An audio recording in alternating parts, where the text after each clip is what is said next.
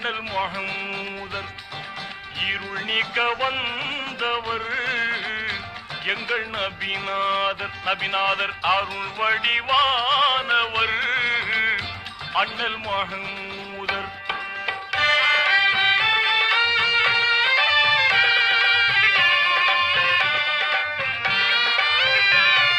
கோடி கோடி இன்பம் எங்கள் கோமான வீசென்ற வழியில் பாடி பாடி மகிழ்வோம் எங்கள் பயகம்பர் பகர்ந்த பொன்